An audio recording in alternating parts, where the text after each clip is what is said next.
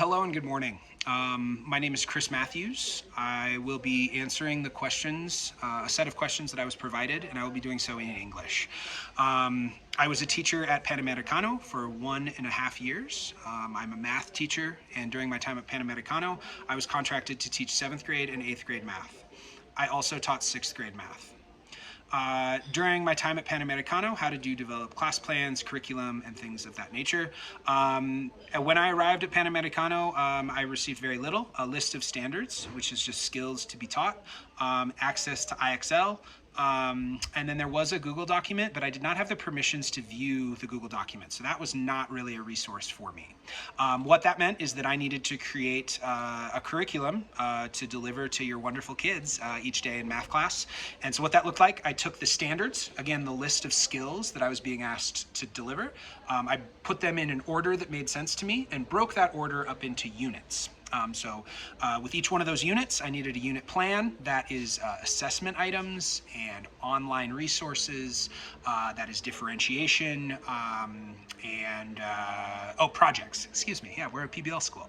And so once I had my unit plan kind of figured out, then I took the unit plan and I had to break that into a daily lesson plan, right? Something that your kids actually see. And so that, for me, is a PowerPoint file that I put math problems. I use math games because I think they're a really engaging way to teach kids. Any online component, just, anything that I'm expecting the kids to interact with as a part of my lesson, I needed to prepare the night before because that work, fell on me as the math teacher. During my first year for 2 classes, 7th and 8th grade, that was a feasible amount of work. It was reasonable for me to finish most of that work during the school day. This year I was told I needed to do 3 preps, 6th grade, 7th grade, and 8th grade. I created every single lesson that was taught in middle school for math during first semester, and that is not a reasonable amount of work.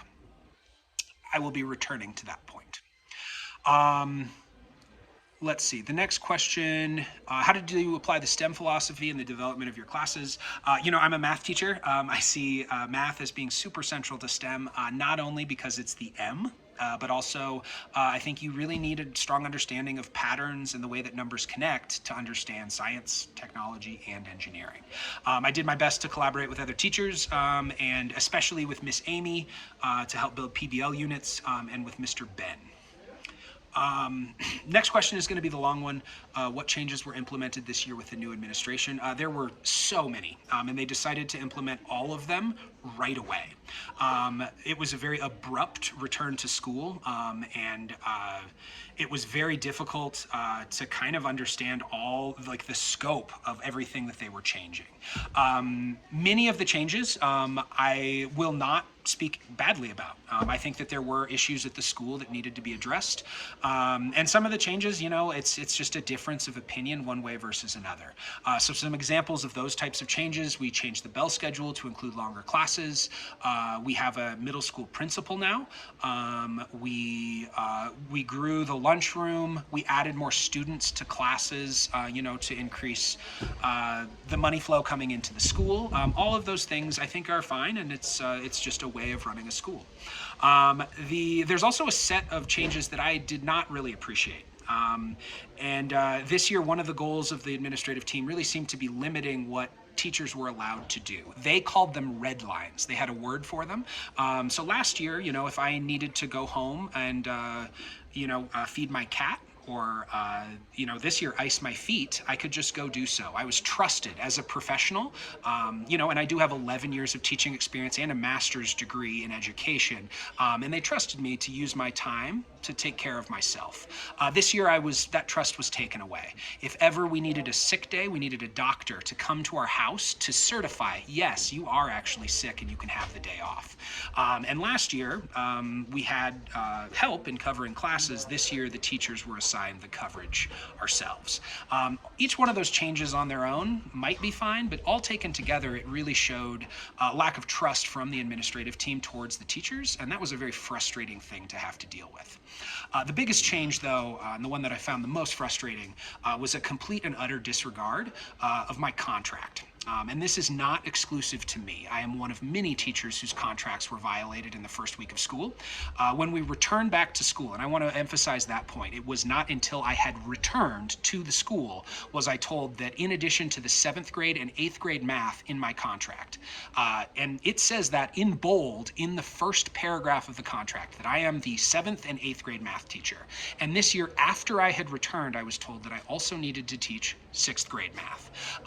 When you consider all of the work that goes into creating curriculum, creating assessments, creating online activities, building a curriculum from the ground up, to do that for 2 classes is a bit of work, and to do it for 3 is a completely unreasonable amount of work for one person. I created every lesson that your kids saw in middle school math the entire first semester, and that's not fair to put on one teacher. I thought at the time, I needed this job because of the joy that I get from working with your kids and the joy that I got working from the other teachers in the school. And as the year went on, it became pretty apparent that I could not handle that much work, and I burnt out in a pretty painful way. I needed foot surgery. I have a number of other ailments, but I'm not going to go into them in this video. That's not what this video is about. The important takeaway though is that my body burnt out, and I needed to step away from the school. Yeah, I don't know. It was frustrating, and I found a family that made it a lot easier to live outside of my own home country last year, and that family was taken away from me this year by the administrative team, and that leaves me very frustrated. Next question. Was there any training or explanation of the new pedagogical horizon that the new administration wanted? No. They never told us what the vision was. They told us that they had a vision in one meeting, but then they never explained it further. Next question.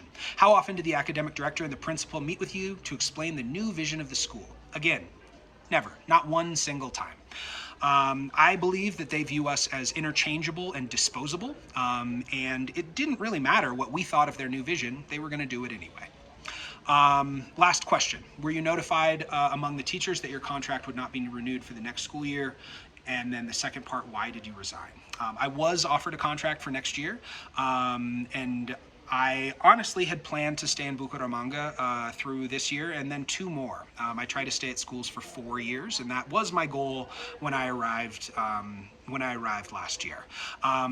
Unfortunately, I was forced to resign, and there are many reasons that I was forced to resign, but the biggest of which is the daily pain that I'm feeling in my body from the extra stress and workload that I was put through last semester. I thought a lot about coming back this semester and pushing my body through this pain, but why would I do that for a boss that doesn't appreciate me and does not respect the work that I put in for your kids each day? Multiple times I asked my immediate supervisor for help in reducing the workload and making my job more manageable, and every time I was told there's nothing that I can do. Every time I asked for help, I was told no. And I ask you, would you stay at a job like that? I'm a very good math teacher. Ask your kids. And I deserve to work at a school that treats me fairly. I love the students that I got to meet at Colegio Panamericano during my time there, and I wish them the best. I wish you the best as well. Thank you.